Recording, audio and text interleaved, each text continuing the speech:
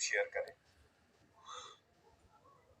میں یہ افسوس کے ساتھ بھی کہنا پڑتا ہے کہ میں خوشی کے ساتھ تو بیٹھا ہوں رؤوف صاحب نے، ہم آپ کو اجتماعی طور پر وہ نہیں ڈسپلے کر سکتے ہیں جو ہے، یہ ہم سمجھتے ہیں کہ یہ اٹ سیلف آئینی اور قانونی خلاف ورزی ہے۔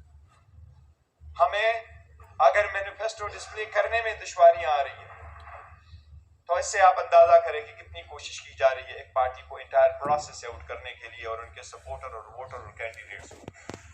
لیکن بہرحال ہمیں نہ صرف یہ دعویٰ ہے بلکہ آپ نے دیکھا ہے گراؤنڈ ریالٹی بھی ہے، آپ کے سروے میں بھی ہے، آپ کے پاس ہر وقت کیمرہ ہوتا ہے، آپ اس ملک کے معزز شہری ہیں، آپ انڈیپینڈنٹ ہیں۔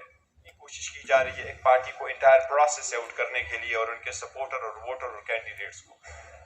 لیکن بہرحال ہمیں نہ صرف یہ دعویٰ ہے بلکہ آپ نے دیکھا ہے گراؤنڈ ریالٹی بھی ہے، آپ کے سروے میں بھی ہے، آپ کے پاس ہر وقت کیمرہ ہوتا ہے، آپ اس ملک کے معزز شہری ہیں، آپ انڈیپینڈنٹ ہیں، آپ جاتے ہیں گلی کوچوں میں، آپ کا عوام سے واسطہ پڑتا ہے، ہماری مور دین 70% پاپولرٹی ہے۔ الحمدللہ پاکستان تحریک انصاف ہمارے کینڈیڈیٹ آلدو آزاد نشانات سے لڑ رہے ہیں لیکن ہمارے امیدواران آزاد نہیں ہیں، وہ اپنے پارٹی سے ایفیلیٹڈ ہیں اور انشاءاللہ تعالی رہیں گے۔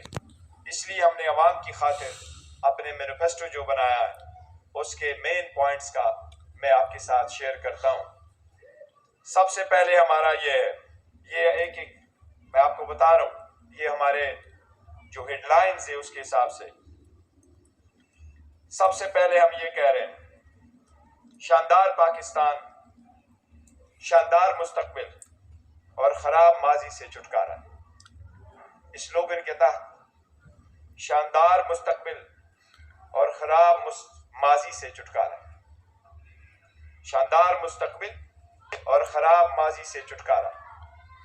سوسائٹی نے جو اپ اینڈ ڈاؤنز دیکھے ہیں، جتنے لوگوں کو مختلف پروسیس سے گزارتے ہوئے جس طریقے سے انجسٹس کا سامنا کرنا پڑا، اس لیے عوامی آواز کا تقاضا ہے کہ ایک ٹروتھ اینڈ ریکنسیلیشن کمیشن قائم کیا جائے۔ پاکستان تحریک انصاف اگر پاور میں آتی ہے اور انشاءاللہ آئے گی تو ہم ٹروتھ اینڈ ریکنسیلیشن کمیشن بنائیں گے جو ان ساری باتوں کے تہ تک انشاءاللہ تعالی جائے گا۔ ہر سوسائٹی میں انجسٹس کا تدارک ہونا چاہیے، ہر سوسائٹی میں آگے بڑھنے کے لیے ایک راستہ ہونا چاہیے۔ عوام، ملک، جمہوریت، اس ملک کی اکانومی کی خاطر ہم نے آگے بڑھنا ہے۔ اس لیے ہم یہ کہیں گے کہ جسٹس اور ایکول کے لیے ہم یہ ایک کمیشن بنائیں گے جس کی کنسرن جتنے بھی ڈسپیرٹیز ہیں ان کو ایڈریس کیا جائے۔ دوسری بات جس کی طرف میں آپ کی توجہ مبذول کرانا چاہوں گا وہ یہ، اور ہمارا سلوگن ایک ہے، ایک قوم ایک جیسے قانون، سب ہوں گے برابر۔ ایک قوم ایک جیسے قانون، سب ہوں گے برابر۔ ہم نے ہمیشہ سے کہا ہے، خان صاحب کا ویژن یہی ہے ریاست مدینہ، اور ہمیشہ وہ یہی ہے کہ رول اپ لا ہو۔ ویژن یہی ہے کہ سب قانون کے سامنے برابر ہو۔